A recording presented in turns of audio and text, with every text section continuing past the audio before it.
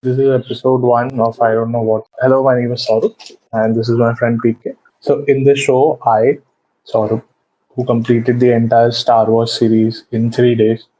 So now I have weird ass dreams where everything is Star Wars related because my brain has consumed nothing else in the past 3 days. That We'll tell stories. you're just a typical Star Wars fanboy then. Only for them it's not dreams. In their when they go to sleep is the only time their life is not consumed by Star Wars. अच्छा you saw the क्या बोलते हैं final trilogy ना जो अभी अभी निकले हैं the जो I saw everything. So I even started the Lego wala thing. I just have to complete it. that's actually good यार और ये Lego Star Wars के games खेल those are really good. The actual Star Wars games are kind of shit for like 15 years but Lego Star Wars अच्छा है. ठीक है, maybe वो next कर दिया जाएगा. So I, Saurabh Tripathi, will tell my friend PK stories related to history, mythology, and anything else that rests in this brain of mine which has random knowledge. And if PK feels so, and if PK feels that he needs to add anything to this conversation, then maybe he'll have stories. है ना PK? If मतलब, if you maybe want to put in efforts. I'm also mythological. Maybe. And So let us start. Thankfully for Saurabh, Yes. I don't know anything. I only consume modern Western media. So I'm a Yes. capitalist. Yes. PK thinks everyone should be working every day. No one should get any holidays. And he is all for capitalism. I'll drop his email somewhere. If we have a description in this thing, you can all send him emails and tell him how much of a capitalist pig he is. He believes that no one should celebrate any holidays and everyone deserves only work. Right, PK? Yes, exactly. Makes a lot of sense when you're the only one who does not have a job and you're not working. You want everyone else to work. हाँ यार मतलब how can my Swiggy delivery guy take a day off on Christmas? That's not fair. Exactly. Ulta's working How? on What? weekend. Who the fuck does he? What does he think he has a life or what? हाँ वही क्या झाटू है. So let's start. So the year is 1320, and India is being ruled by multiple dynasties. And one of these dynasties is the Delhi Sultanate. Now, we'll come to the person we need to talk about, but before that, you'll need context. So we'll start. तो वो spin off है ना Mughal dynasty का. Delhi Sultanate. Nahi, so Delhi used to be the capital of every invading army which came from, say, Afghanistan and Pakistan. Used to come in and used to decide कि दिल्ली में ही रहना है. And they used to start. Shithole today. So so a lot of colonies decided, a lot of dynasties decided that Delhi is the place where we want to settle. So that is why a lot of these, great dynasties and these great rulers are called the Delhi Sultanate. The Mughals were the ones who mainly sent out the Sultanate. All the And because they were Anglo-Indians उनके ही बच्चे अभी तक हैं. That makes complete sense now. Thanks यार. So the year is 1320, and before 1320, Alauddin Khilji of the Khilji dynasty is the ruler of the Delhi Sultanate. In 1316, Alauddin Khilji passed away, and his son, the puppet empire, the puppet, head that he had was Qutbuddin Mubarak, and he was the one who was ruling, who looked over the entire sultanate, and so he is not that important as usually. So he made that big iron pole, Hana. No, that's a different dynasty. Your history is very bad. Minar.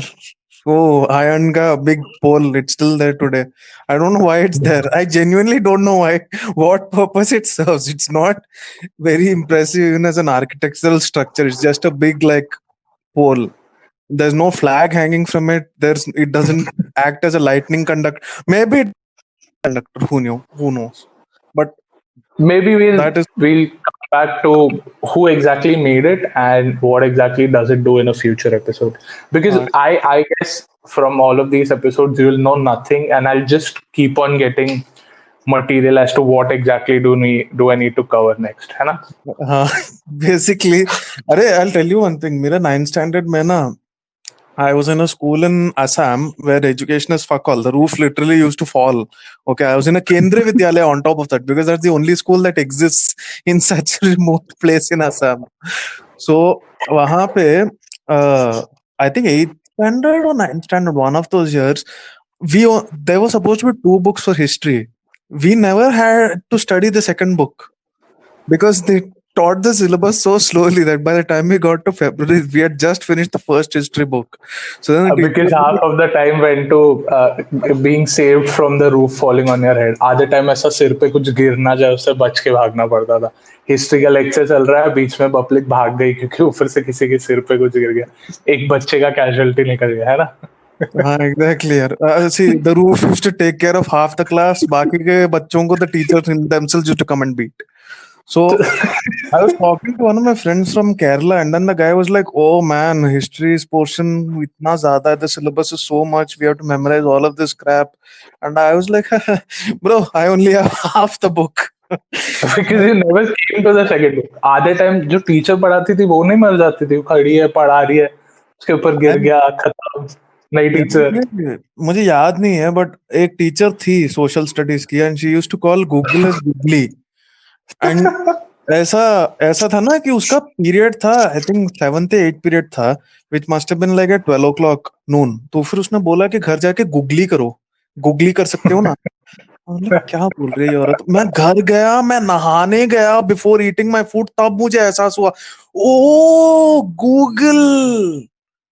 Make sense. Ideal Indian education हाँ ऐसे ही होता. ठीक है. So this dude is there. His name is Kutubuddin Mubarak Shah, but he's just a child. So he's just sitting on the throne, and the throne is actually being ruled by a person named Khusro Khan. Now Khusro Khan served with Alauddin Khilji.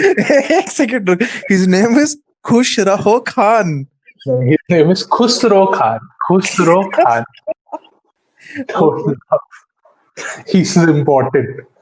So Khusro Khan served the Khiljis for a lot, and he was one of the top generals, and he was responsible for a lot of expansions that Alauddin did. And but the issue with Khusro Khan was that Khusro Khan was a Hindu slave. So ideally, what Alauddin did was he used to take up slaves and don't laugh. This entire first name, last name doesn't back up that origin story. So because he was in Hindu, he was taken up as a slave by the Delhi Sultanate by Alauddin Khilji, and then basically Alauddin Khilji told him कि भाई आगे बढ़ना है तो मेरा religion join कर लो. And Khusro wanted to get ahead, so Khusro said ठीक है भैया आप जो करो. जैसे we do to get into good colleges, we just like sir ये फलाने एग्जाम दे दो, आजकल ये भी पास किया है तो ये आ सकते हैं. if you want to climb up the ladder in Nestle, then you have to change your name to French. अगर So basically, this guy entered इसका court, was very competitive and capable and competent, सब कुछ था. But ये खिलजी साहब was like, तेरा नाम, what is his name by the way? उसका हिंदू name क्या था before? So there, a lot of information that we have is on the basis of writings that was done by people who came after all of this was done. A lot of this is just information that is passed down. तो इन सब की काफी सारी चीजों की authenticity के बारे में हम लोग बात नहीं कर सकते. But then again, that is how most of history is written. Some of these people are very reliable that we'll talk about ahead. But some of these people are just people जिन्होंने किसी न किसी को बताया, किसी ने किसी को बताया, and then it ended up in a manuscript. That is what we have today. So Khusro Khan was one such person. It basically ये समझ ले कि Khusro Khan was like an UPSC level person who scored 98% in CAT, but उसको MHCT से exam लेना था और वो क्योंकि यहाँ का नहीं था, महाराष्ट्र का, तो he wasn't allowed to do it. So Khilji just told him, you need to convert yourselves. Only then we'll get you here. Hmm. So Khusro Khan did that. He did his best. He was a person who was oppressed. He did his best to get to an point where he could help everything. Now, you imagine you are a person who is a king who is oppressing this person, telling him to change his religion, live with you, act as your fucking slave, even though he's the one who's responsible for expansion. Then you put your child on the throne, and your child is on the throne. Your child knows jack shit. And this slave who has been oppressed for the past how many years is the one responsible for the kingdom. What magical thing will happen? So, what magical thing happened was Khusro Khan rebelled. And Khusro Khan killed Mubarak Shah and then killed his entire family, most of the Khilji dynasty, and then just told Khilji dynasty go away and took over Delhi Sultanate. अरे Now, बाप रे. this is a person who's been oppressed for so much time, and he's finally on power. So he goes mad. He does a lot of things. There aren't a lot of things written as to what exactly Khusro Khan do once he came into power. But you understand that he's someone who has gone through so much and he's come into power with so much violence. So he हाँ, stayed मतलब there. the slave has become the owner. Obviously, he's going to go insane. Exactly.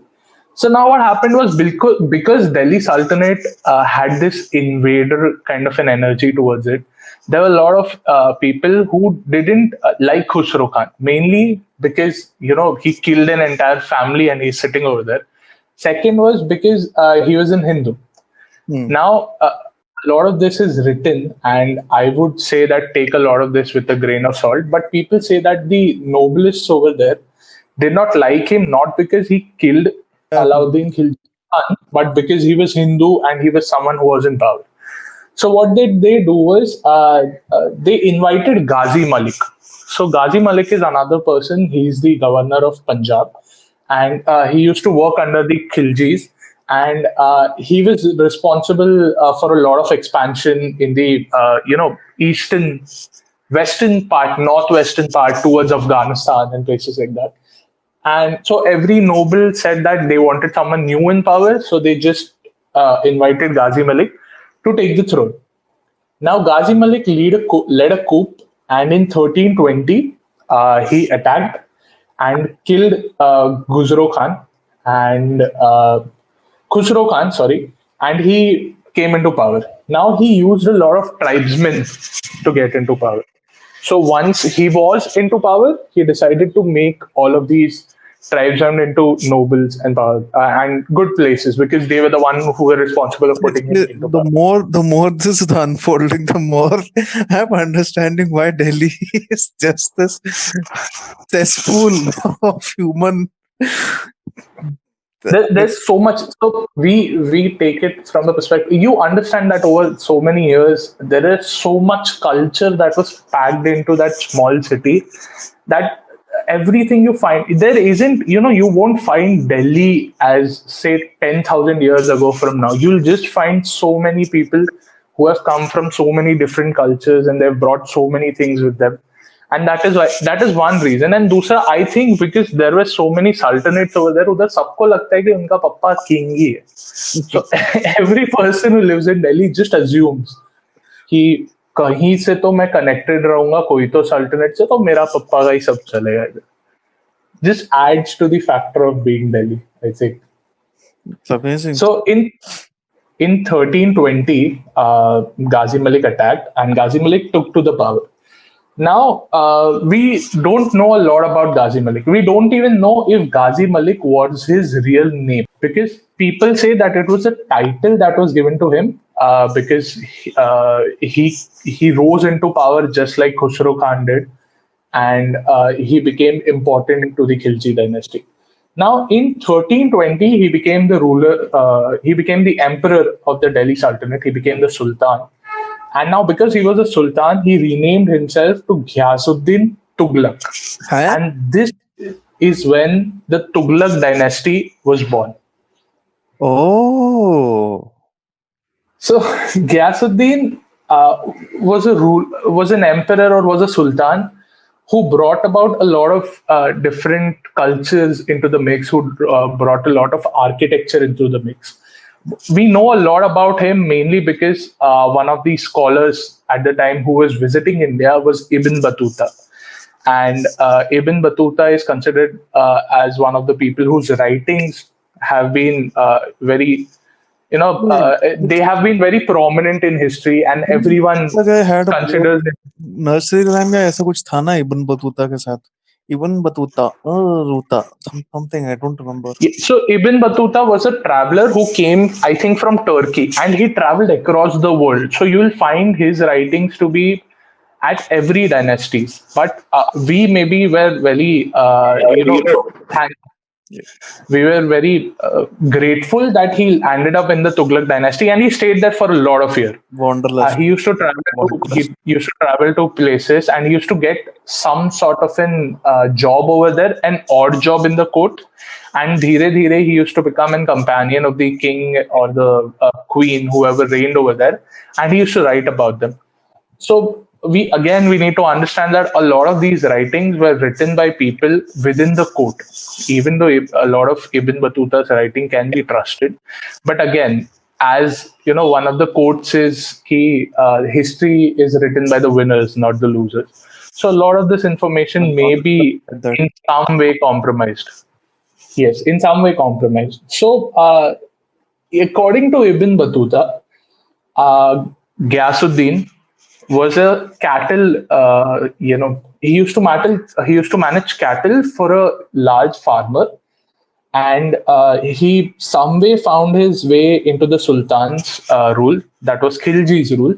And as time went, he rose into power, and he became a military general, and then he became a frontier commander, and then he became the governor of Punjab, and then he became what he was, the Sultan of the Delhi Sultanate.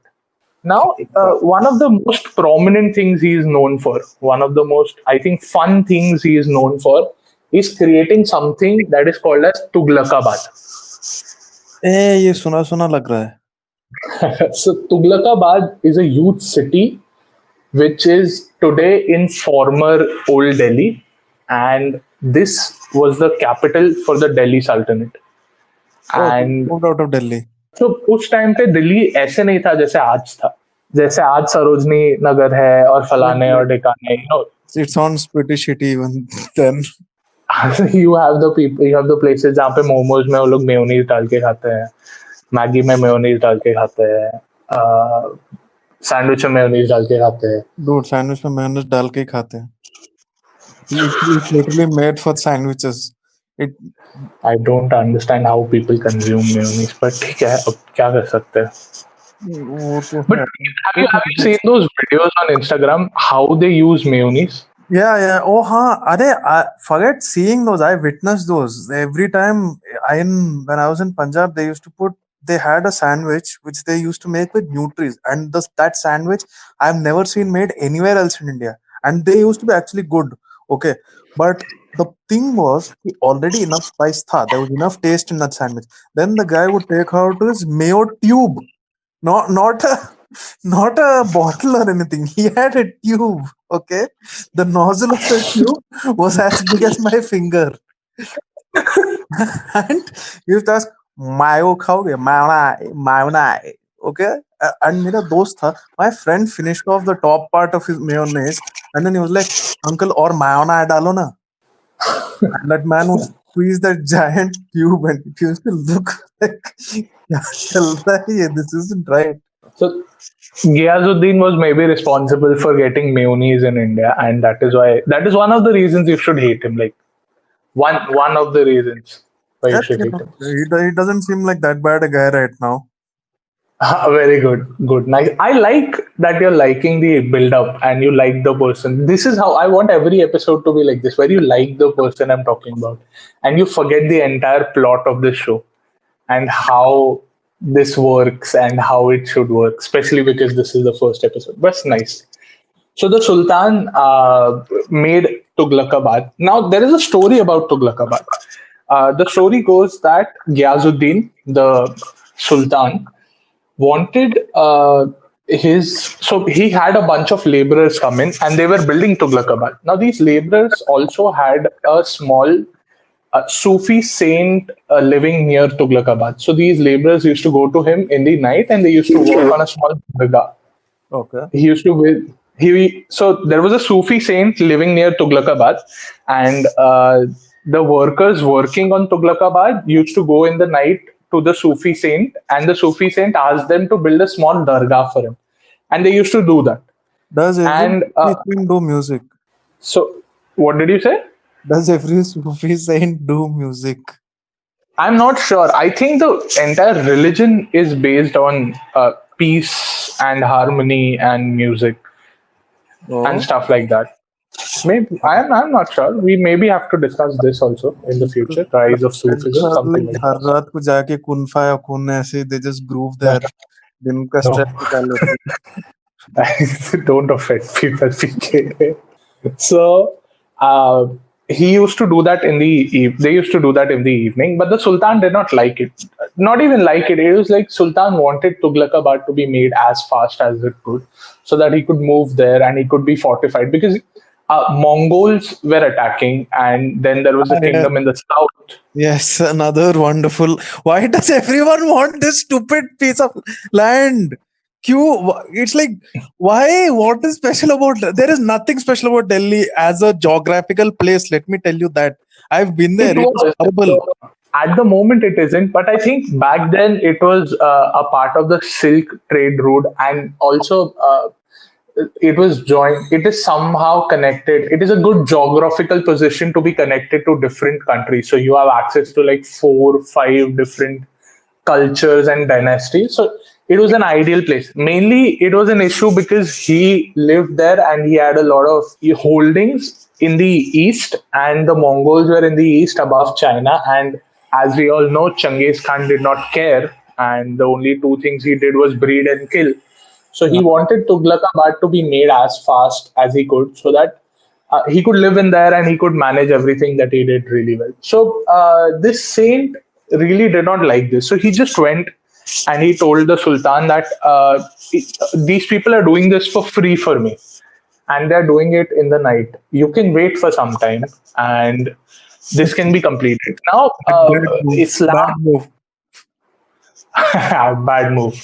Now, Islam as a religion is divided, as far as I understand, it is divided just like Hinduism is and other religions are. There are different subsects within the religion, and as far as I could understand, was that Ghiazuddin was from a different sect of the religion, and this person, the Sufi saint, was from Sufism. So Ghiazuddin didn't really care about the holy shrine that this person was making. So he just told the workers that no, you will do what I say. And he cut off oil and other resources that went to the Sufi saint just to put the pressure on him. So it is said that the Sufi saint came back and he cursed the city. And the Sufi saint said, this is, of course, translation and people hearing stories. So what the Sufi saint said was, "Yaha ya rahega ujar, ya rahenge gujar." Now, this is not exactly a proper translation, but it just means like it'll either be ujad, so no one is going to live in Tughlaqabad, yeah, Gujar, I think he means to some sort of an dynasty that was somewhere around, and these were the people who were going to rule over Tughlaqabad. And they say the place is cursed. They said that it would come into play. What did these Gujar people bigado for this guy?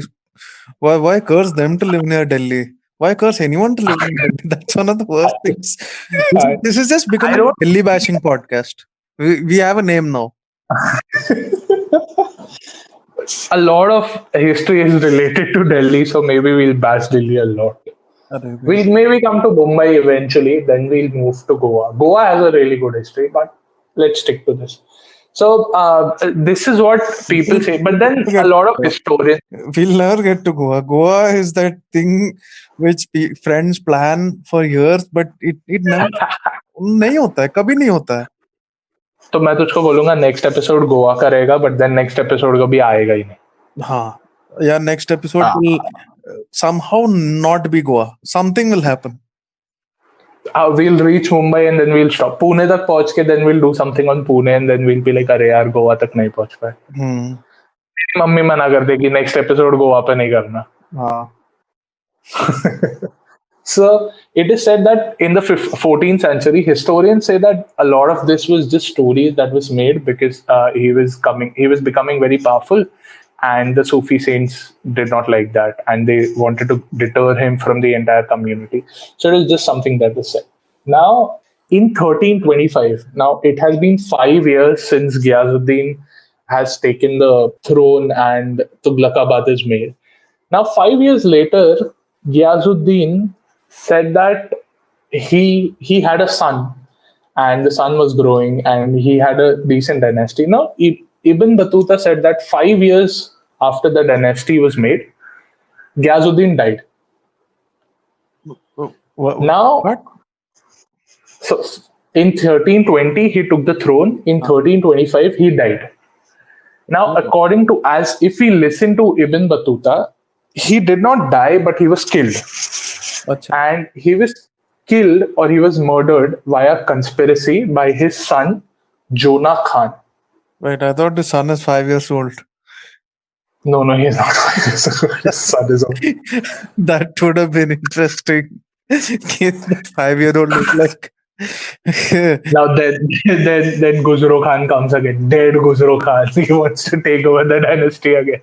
Guzro Just Khan not resting. born as his 5-year-old son, and he was like, Yeah, next birth revenge, bitch.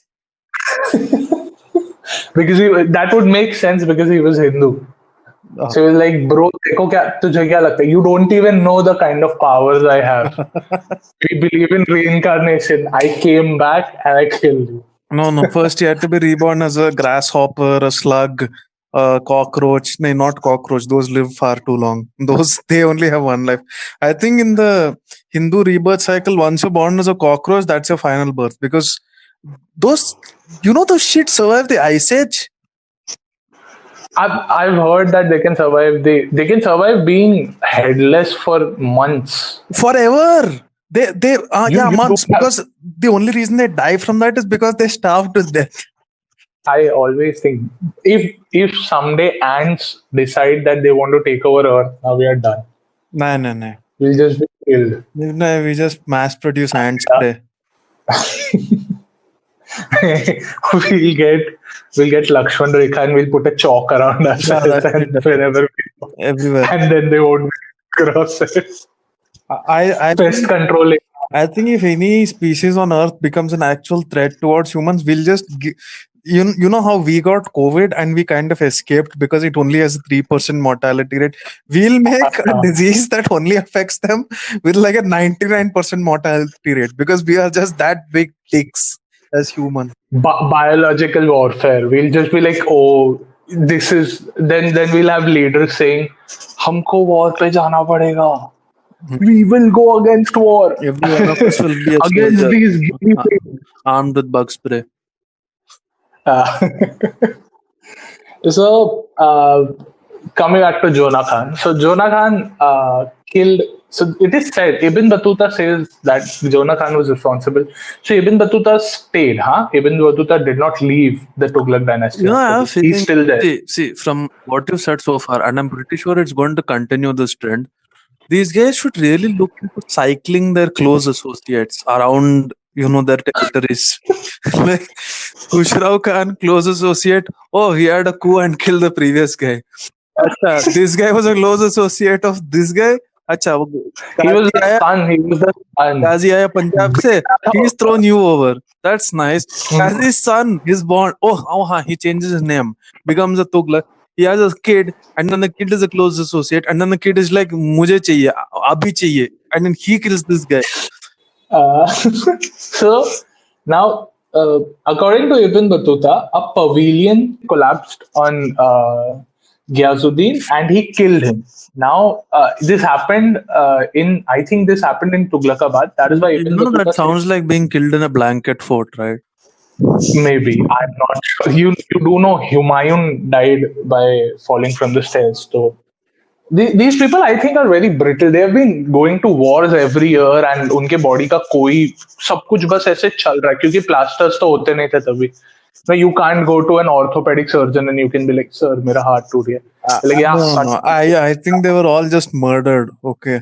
It's like he might have True. fallen down the stairs and then somebody just was like, but these stab wounds are there in the back. What is this? And the doctor just said, no, no, no. He fell off the stairs. You can clearly see the blood trail leads all the way from up the stairs to here. Maybe. So it is said that because he died, this is just people saying stuff, but because he died in Tughlaqabad, he died because of the curse that was put on Tughlaqabad. Now the new Sultan took over the city of Tughlaqabad, and He's he क्या क्या कह रहा है? this guy's kid, right? Yes, Ghiazuddin's kid, Jonah Khan. Jonah Khan took over the Jonah. city. He- Jonah. his name was Jonah.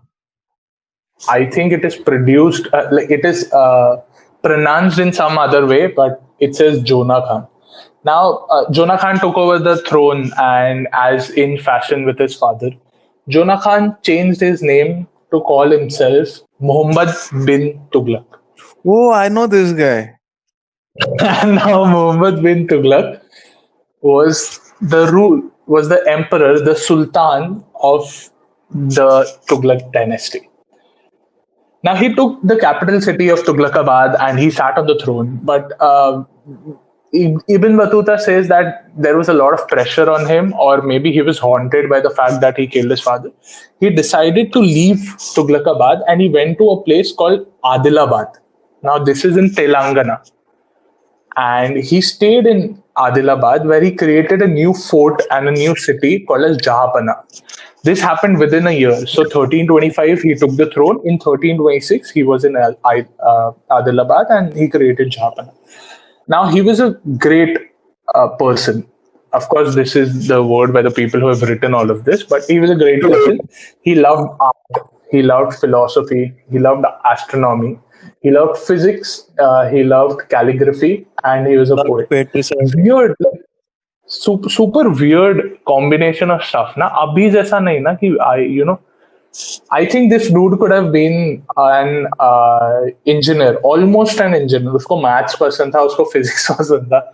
उसने कहीं से chemistry सीख लिया रहता तो engineering तो clear कर ही लेता. I think if you're an emperor, you can pretty much pick whatever interests you want, apart from warfare and keeping your empire alive. I think you can even delegate that, honestly speaking. Just like Alauddin Khilji's son did to Khusro Khan, and then Khusro Khan killed his entire family. Maybe don't delegate then.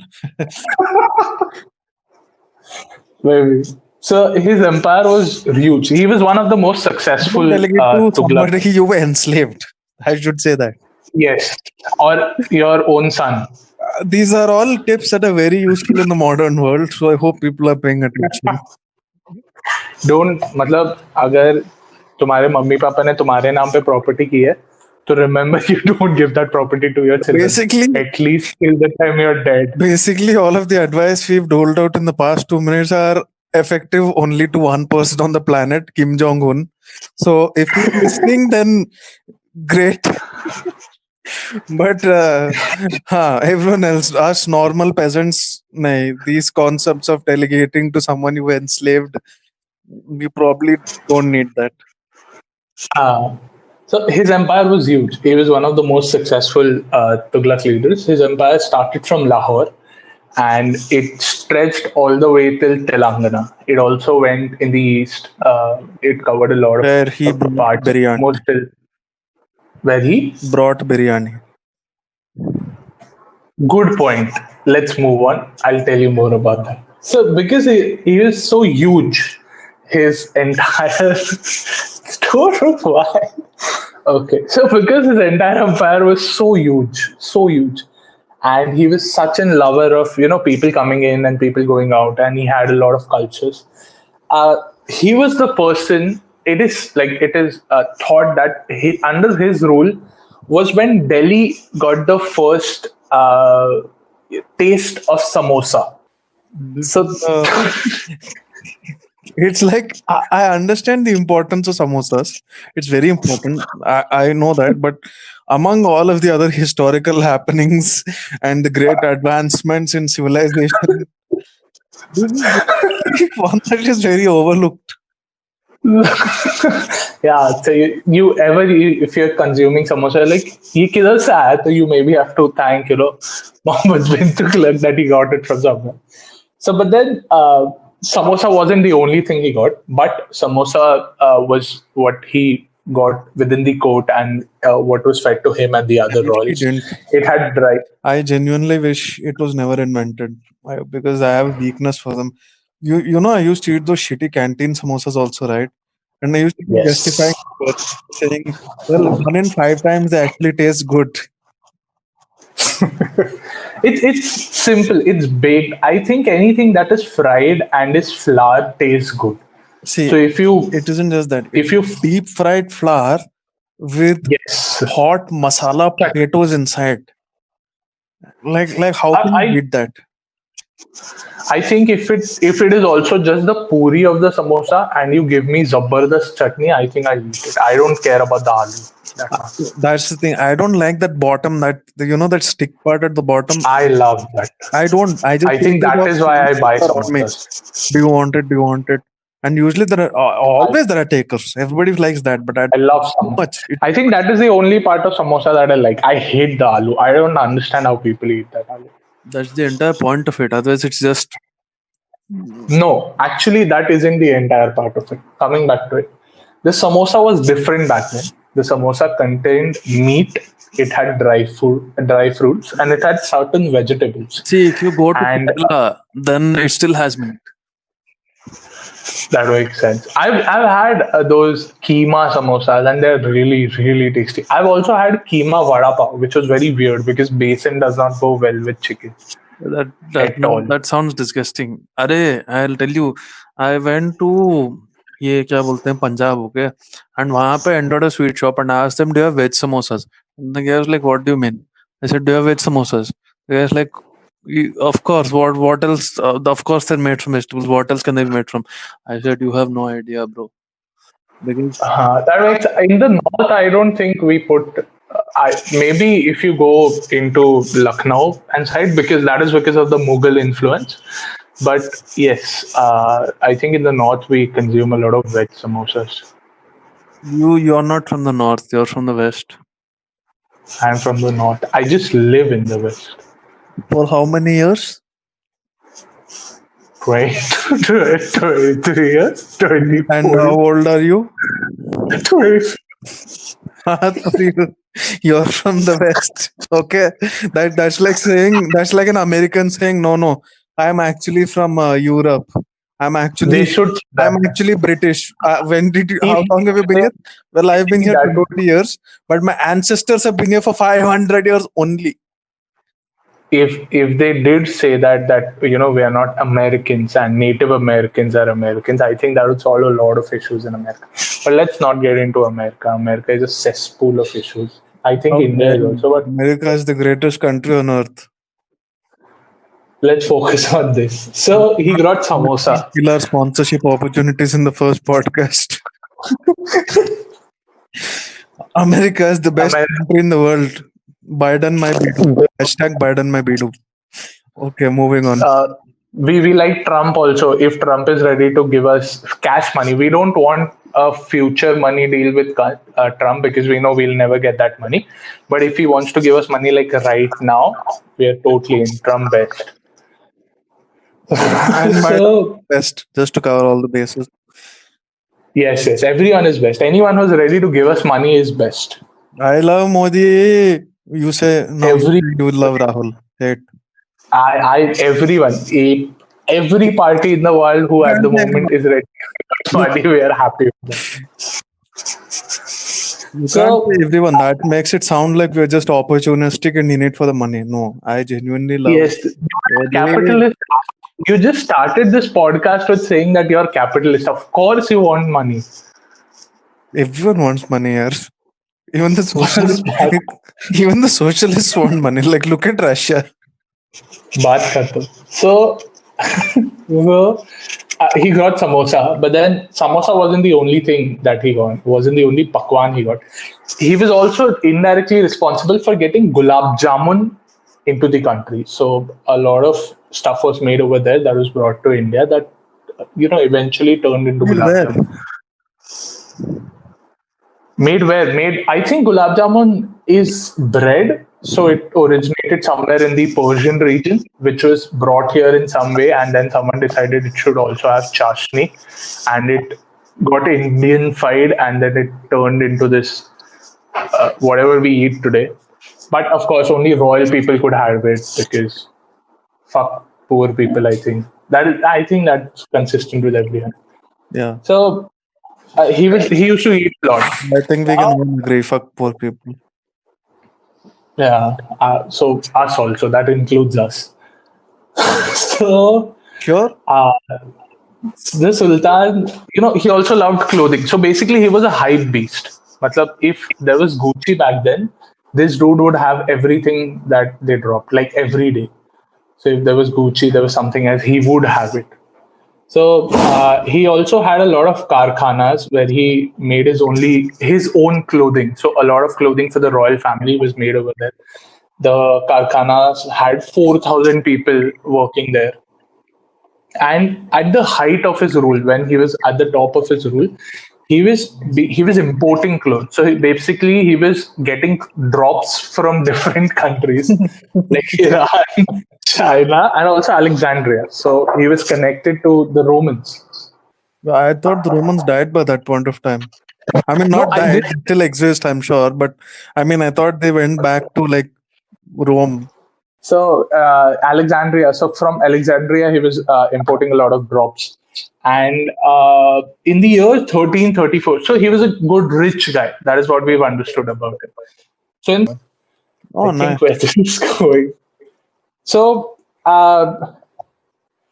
he was at this moment we understand in his life that he was really good in certain decisions.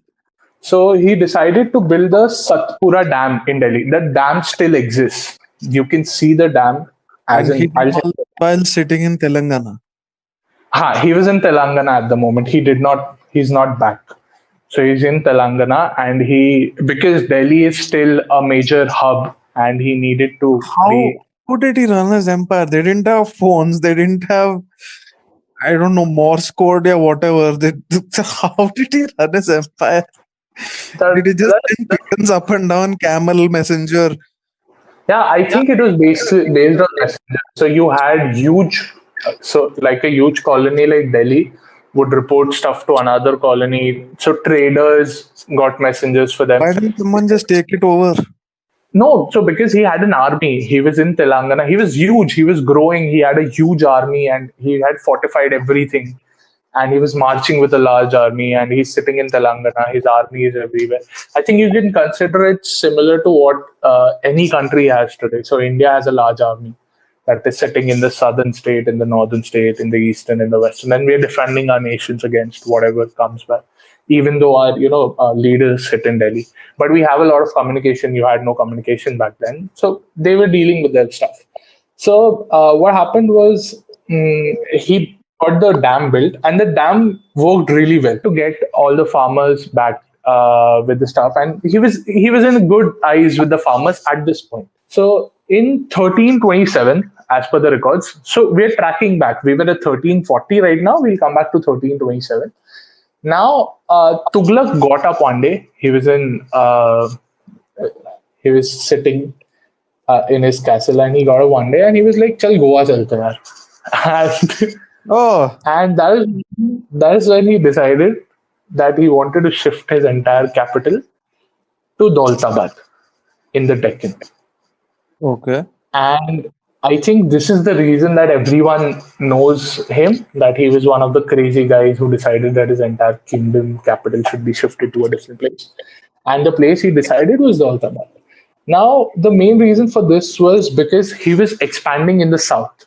And in the south, because it was really hard. So throughout the history of India, it has been really hard to move south.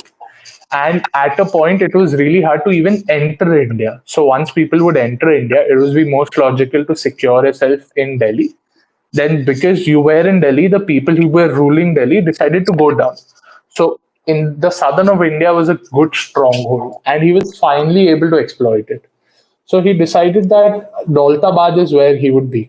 And it was also a base for his operations because it was similar to the top to Tughlaqabad, then Aliabad, and then the southern and the east and the west. So, and plus, he was really scared of the Mongols. So he was kind of secure over there. The aim was pretty simple.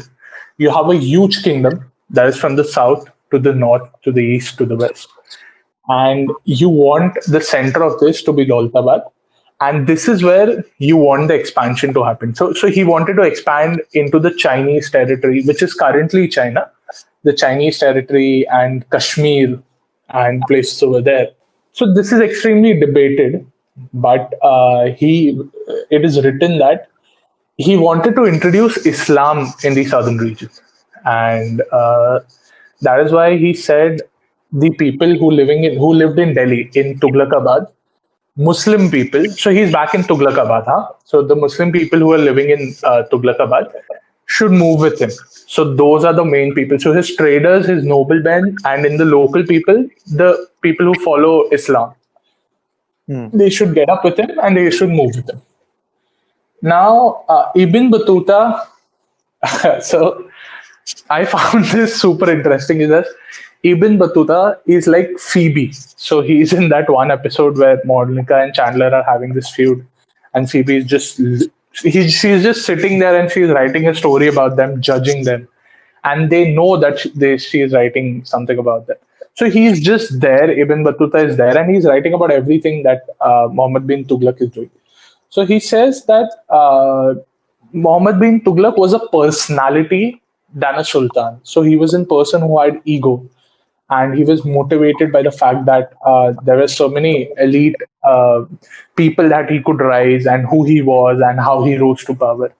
But the issue over here was one of the reasons that he says he wanted to move from Delhi was because Muhammad bin Tughlaq had been getting a lot of anonymous letters, just a fuck ton of letters every day. He was just getting letters, and these letters were just criticizing Fan. him. Okay, not fan mail. No, these letters were just criticizing him. So every day, for example, you took a decision today. Comments. Tomorrow there will be 10 letters. YouTube comments का 1370 1327 version. Ideal example. So he's just sitting over there. He made a decision. The next day there are 10,000 letters at his door from no one knows who exactly did they come from, and they're just criticizing him. All of those letters say that every decision he makes is wrong, and how he should have made this decision, how he should have done this, how he should have done that, and he just got fed up of that. Now, Ibn Battuta says these letters used to come from elite who used to live in Delhi. These elite came from either the sultans in the past. So, for example, Khilji had a lot of nobles with him. So the nobles who had no issue with him taking over, and they were the one responsible for telling his father to come here and take over, were now criticizing him. And he couldn't do anything because they were the reason his father came into power. Now he got fed up, and he just took his entire populace and he took a 40-day journey to Daulatabad, and he moved. The geographically, where is Now, Daulatabad? so Daulatabad is in Aurangabad. It's in Maharashtra, Oh, and he moved from Delhi. So I think it is somewhere between 1,000 kilometer move that he had to do. and that took them 40 days, and a lot of people died. A lot of people died. The people who were hungry died. The people who couldn't walk that much died. There were animals with them that died. There were people who were responsible, nobles who died. The people who had no access to a lot of things died. So there was a lot of death that happened. So the moment they entered Daulatabad, there was a lot of hostility towards him. People did not like him. People were against him, and they were like, "What kind of a stupid fool do we have for a sultan?" And he understood this. But then, according to him, it was a great decision, and this would just happen once, and we would never move. Now, here is the issue. He's there for 7 years. Oh, Now,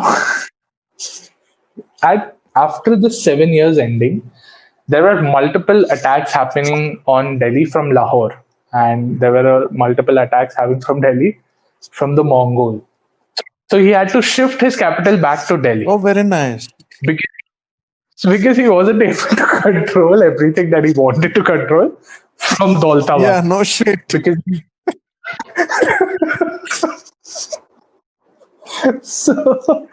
so he can do jack shit sitting from Daulatabad, and he's trying his best to do something, and he's been there for 7 years, and people hate him. So you would assume that people in the past 7 years would have been like, "Acha, theek hai, this is past," मतलब it must and take 10 days for him to send a message from there to Delhi ना, और वो 10 days में Mongols आके एक और city को sac करके चले गए. exactly. How he decided he had to move back. Now, Tughlaq had a huge army, right? And the army was raiding places like Kashmir. And now Kashmir had a different king, and the Mongols were also there. Now, historians say that he failed in his conquest of Kashmir and his expansion into the Mongol territory, which is why he had a much smaller army right now, which is why he had to move to Delhi. Because if he did not move to Delhi, they would have taken over Delhi. So now he has his upper crust of the entire kingdom, which is very weak because he himself messed up the entire thing. He wasn't able to do what he wanted to do. Now he has to be there so that people be intimidated, and something happens, he can take charge. But then again, because he's a sultan, that couldn't be written about him because heroes write history. And so he's done that. He's back over there, and he's in Delhi. Now, in Delhi, there are a lot of issues with him because there are a lot of surrounding kingdoms that now have an issue with how Tughlaq handles his relations and how he was so cruel and he was expanding. And now they're basically scared. So now, if tomorrow India starts taking over Pakistan, I'm pretty sure China will be a bit afraid that, we have this country, they just started taking over Pakistan. What should we do? We have to retaliate. We have to retaliate. We have to do something. We are scared. What if they come for us next? Stuff like that. Now, he did that, and everyone is just pissed at him, and the places around him are pissed at him. Now, this wasn't enough. I think at this moment in time, the Sultan had a power trip, and one of the things I don't think he's remembered for is releasing something called as the Tughlaqi Farman. Now, because his entire economy runs on gold and silver coins, one day he decided that the precious metal that is used to make these gold and silver coins will have a value which is higher than the actual worth of the coin. Now, if you buy gold, you have to pay, say, buy 1 kg of gold is 1/10, say it is worth 10 gold coins. Now, to buy that 10 kg of gold, you give him 10 coins, but from that gold, you're making only 5 coins. You're able to make only 5 coins. Now, the worth of the gold that you're using to make your currency is more than your currency itself, which sets you up for an economic fall. Now, he decided that he did not want to use gold or silver coins, gold or silver coins. Yes. So he decided copper is the best alternative. So he asked everyone to bring back all the gold and silver coins and start using copper coins. Now, copper is very easy to make. Now you can get copper for very cheap. So every household in Delhi had a mint now. Everyone was making copper coins. Everyone and their grandfather and the grandmother and the children had a copper plate in their bedroom, and they were minting coins day and night. They used to get copper, they used to mint new coins, they used to use coins. So you basically have an environment where if you want to go buy a Lamborghini, you just be like paper छाप लेते हैं ना, पैसे छाप लेते हैं, पीछे पड़ा हुआ है, and people started to mine money, and there was unlimited amount of money because you hold an economy when you know that there is a limited amount of currency in the economy. Now everyone got mad because of this, because people who had actual currency and who were rich now had to compete with people who created their own He was currency. he was just And way now ahead on the communism train. this was basically demonetization back then. Uh, they took away all of our 1,000 rupee notes and never replaced them, even 5 years later. Ah, no, they just took away the Note 1,000 rupees note, to and change. we decided कि हम लोग पीछे बनाना चालू कर देंगे. We were just like, तू ले जा 500 रुपए का नोट, मैं पीछे बनाना चालू कर देता. And we just started making 500 rupees coins.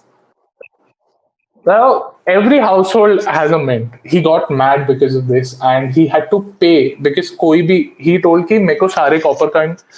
Now he got mad and he was like, everyone is doing this, everyone is doing this. So he decided कि नहीं, now we are not going to use copper. Get your copper, we'll give you gold in exchange of that, and you have to use that gold back again, that gold coin.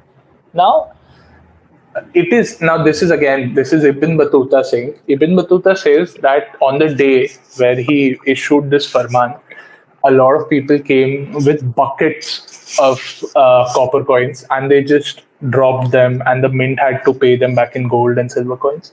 So there was a mountain in Tughlaqabad which was made out of copper coins.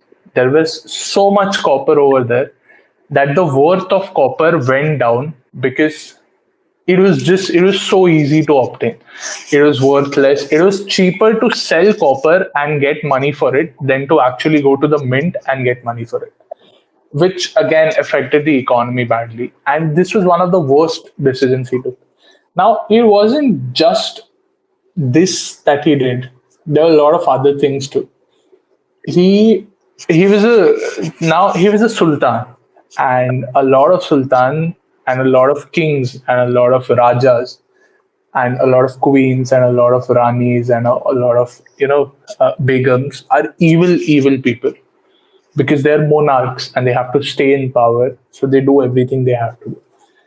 He taxed farmers who had more fertile lands than others. So if you have a land that produces 1,000 crops in a year, you had to pay a larger amount of tax than someone who maybe produces 5,000 bucks. Now the issue is your entire economy at the moment is based on farming, and you're eating out of these farmers. And because there is an uneven race of people being capable enough to actually use this land. So for example, someone may have a very fertile land but he can only grow 500 crops there, but he was charged for that fertile land. Because you have a fertile land, you should make more, but maybe the person did not have money enough to make it. So the farmers got mad. They were already taxed for not being Muslim. So they were taxed for not being Islamic. Now they are being taxed for having good farmland. A lot of crops was harvested, and they just burned the crops. They didn't want to send it to the capital, and they got mad. A lot of these How people was just this left. man using Stalin's policies 600 years before Stalin?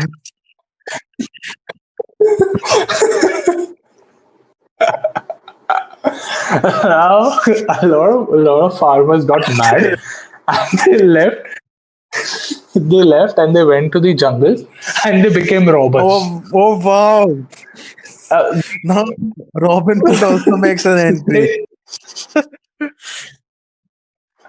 they, they just So there are a lot of smaller tribes over there that used to Yeah, loot people, I'm and they starting used to to get see their why money Ibn after that. Battuta liked hanging around during this point of time.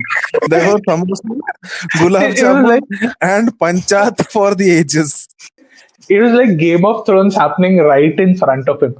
ये TV इससे exciting TV I don't think Netflix के entire इसमें you are sitting over there and you're getting up in the morning and you get up one day and someone comes and tells you Ibn sir please अपने सारे gold coins दे दीजिए मैं आपको copper coin देता and you be like what the fuck and you be like वो सुबह सुबह उठ के सुल्तान सर ने बोला कि नहीं गोल्ड कॉइन आपसे यूज नहीं कर सकते and you just have to write about this weird shit and by the time you complete writing about it someone comes back and says sir आपका कॉपर कॉइन नहीं चलेगा मेरे को सारे कॉपर कॉइन वापस दो मैं आपको गोल्ड कॉइन Yeah, वापस then दूंगा he just goes to the market one day and he's like, "Where are all the farmers? कहाँ चले गए सब?"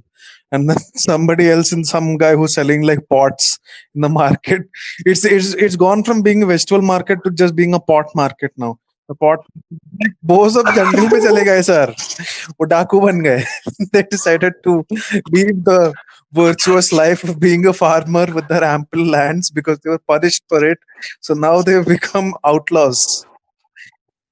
So you go to a farmer ऐसे एक दिन पहले वो सब्जी बेच रहा है नेक्स्ट दिन तलवार बेच रहा है and you come to him he robs you and then gives you a तलवार ही इज लाइक 10 रुपए का तलवार है यू बी लाइक ये लो 10 रुपए एंड देन ही सेज बाकी पैसे वापस निकाल I, सब नंगा हो सारे कपड़े मेरे हैं मैं आज से फार्मर नहीं हूँ चल I निकल यहाँ से I hope so the it was farmers very, that आजकल farmer protest चल रहा है. I really hope they don't follow suit like that. अरे Punjabi please farmers are extremely we'll be dangerous. dead. We'll all shit ourselves. Okay, if they decide to become Dakus and overtake Delhi, that is it. That is it. Finished. So now he saw this. He saw all of this was happening and he got mad. He used to arrest the people. He used to torture them. He used to execute them. He used to make an example out of them. कि people तुम लोग को जो बोला है वही करो नहीं तो तुम्हारे साथ बुरा होगा. But a lot of people still, a lot of farmers considered going and becoming robbers as more fruitful than whatever he was putting on them. So that continued happening. And I think this is one of the historical documents which say that Tughlaq was a very cruel person, especially with people who weren't Muslims. And it wasn't only just to non-Muslims, but also Muslim sects such as Shia Muslims, Sufi Muslims, and other Muslim, officials. And so basically, he was a madman, and he had a lot of power, and he was very cruel to his people. Now, these are all the bad things about him. Now, but then he was also responsible for creating something called as the Diwane Code. And the Diwane Code was responsible for increasing agricultural produce and it was responsible for giving farmers something well. But I think that does not matter if you're killing fucking farmers and then telling them, oh, there's a department. जिधर तुम जाओगे ना मैं तुमको बताऊंगा कि ज्यादा कैसे उगाते हैं. You reach a point where that department just exists and कोई farmer नहीं. आज राजू गया उसको पता करना था कि कैसे बढ़ाते खेती नेक्स्ट दिन राजू लूटने के लिए आ गया क्योंकि राजू अब लुटेरा बन गया weird ass situation. So in 1351 the sultan was pressuring he was being pressured from two sides and from one side he had Hamir Singh from Mewar and they were pushing towards his kingdom. And the other side was Harihar from the Bukka, and the Bukka were very important because they were the eventual people who formed the Vijayanagar Empire, the empire which was very prominent in the south. And he's now getting thrown out of the south. He's getting messed up in the north. And he had his own generals. Now, his generals were people who usually just see, and we have understood by now, thanks to Okay. Khusro, that you just you hate your person who is employing you after a time, and you understand you're a general under this madman who creates stupid rules every other day. Where one day he's giving you gold coins, the other day you're like, "अरे बच्चे के लिए जूते खरीदना है," you just fucking go. And to the juta wala nahi hai, because the juta wala just left. He's in the forest to become a looter, and then the money you have you can't use. So they were fed up, and his own generals were also turning against him. One of the biggest vassals that he has was Alauddin Bahman, and he revolted against him, and he was the person who was responsible for forming the Bahmani kingdom in Deccan, where Daulatabad was. So eventually he lost Daulatabad too. But then he, because it was his ego, and because he was a sultan, and monarchs are usually mad.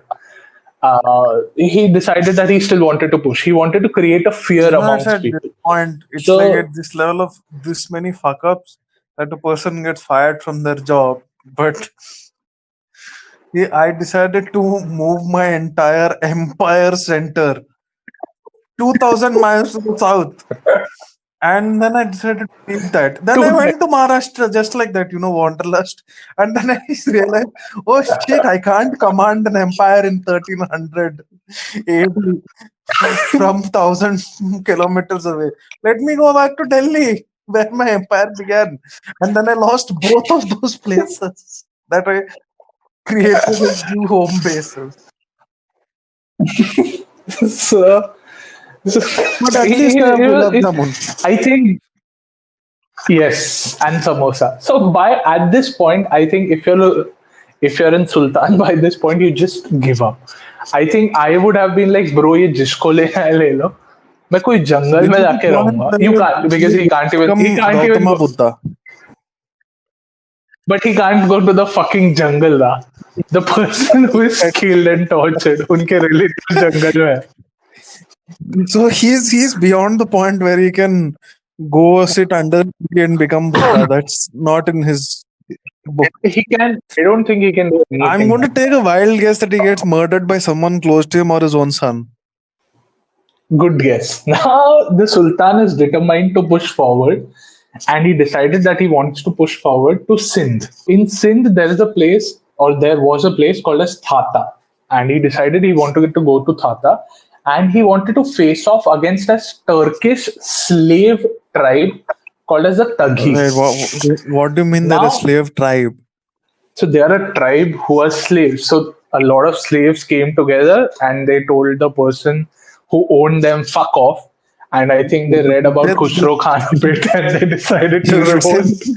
And now they were, ex-slaves, right? they were ex-slaves. So now they're a tribe of ex-slaves, and they're called the Taghi. And he was about to go face them because they were taking over his kingdom and they were threatening him. Oh. So the Sultan is now old, but he donned his armor and he head first into the battle against the Taghi.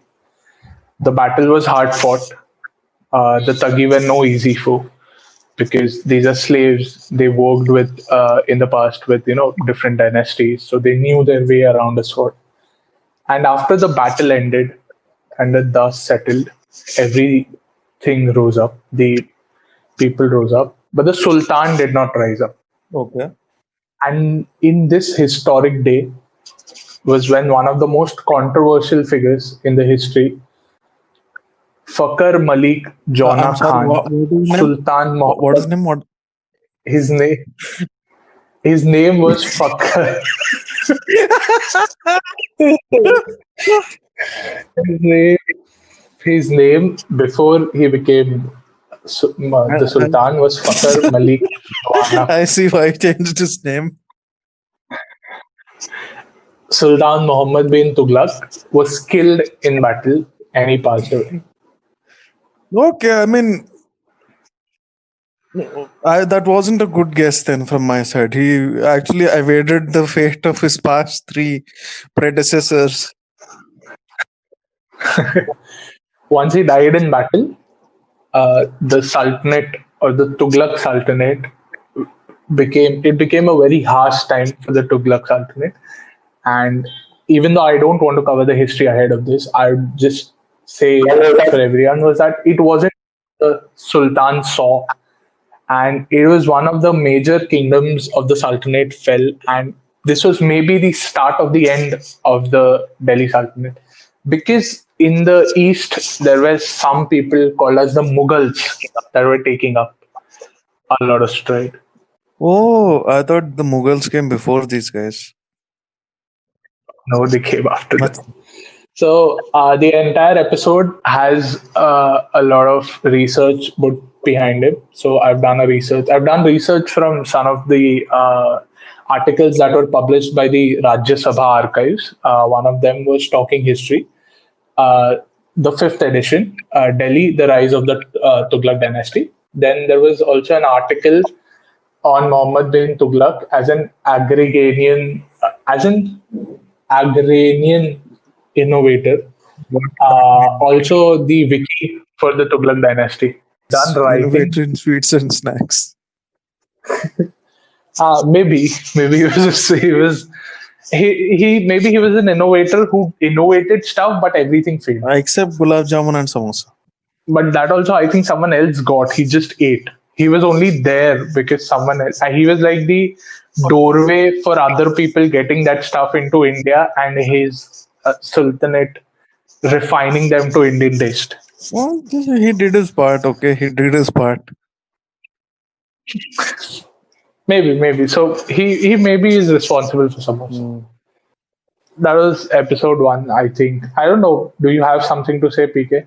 Or was it fun? Yeah, it was fun. This man lived a very colorful life. He wandered a lot, failed in everything, and then died. I hope this is not. I mean, he succeeded in killing his father, and then he failed in everything. True. Supposedly killing his father. Huh? We can't trust Ibn Battuta a lot. This dude has been everywhere. I don't know where his Basically, alliances the lie. other idea is that his tent fell on him and he died. We can trust Ibn Battuta. I buy that. Okay. Maybe we can trust Ibn Battuta. Yes, the giant emperor's tent just fell and he died under the weight of cloth. Maybe you don't know. There was a tent. On the tent, there was a roof. There were a lot of lamba chakus there, and then the Sultan was just Seems like sleeping a down. really And it just great structure. Like, casual. we have a cloth tent. Let's put a bunch of sharp metal on top. Well, I'll tell you what. We light Maybe. a bonfire inside to make it less risky. Maybe that is why they don't know how exactly did he die. Maybe he was just burnt. So when he came out, no one was like, what exactly happened. Maybe Ibn Battuta was the one that killed him. Therefore, Ibn Battuta knew how he died. Ibn Battuta sounds like an interesting man. By the way, did he survive all this? Yes, Ibn Battuta survived all of this. He moved to a different. Of course he did. We will talk about Ibn Battuta. He had an amazing life, and I think he's a personality that we need to cover. But I think the Tughlaq dynasty reflects a lot of countries we have today and a lot of governments we have today.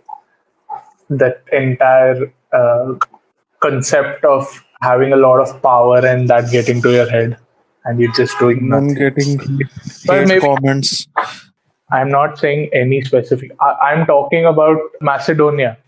That country ka government is bad. India nahi. Of course. Don't put stuff in people's Bosnia mouths. But and Macedonia, Herzegovina are going through a current crisis with their farmers as well. yes. So if if Macedonia, anyone listening from Macedonia, if you have a sponsorship deal for us, which has a lot of money involved, we are ready to redact all of our statements. Macedonia doesn't have. I don't think Macedonia as a country exists anymore. Do they? I'm pretty sure it does. Okay, well, Bosnia definitely exists. Macedonia. Yup, Macedonia as a country exists, and let me talk to their president, Stevo Pendrovsky. Mr. Stevo Honestly Pendrovsky. speaking, if you send a mail, he'll probably reply. Mr. Stevo Pendrovsky, you're 57. You look very good for your age. Maybe in all of your pictures, maybe smile a bit. We understand you run a country, but bro, I don't know why are you staring into my soul. But if you want to stare into my soul and you want to sponsor That's how this he won the heart of podcast every Macedonian. by looking into their soul, Yeah, and if they don't vote for him, eating their soul. okay, we'll end it at that. Thank you everyone for listening to the first episode. Thank you, PK, for doing this.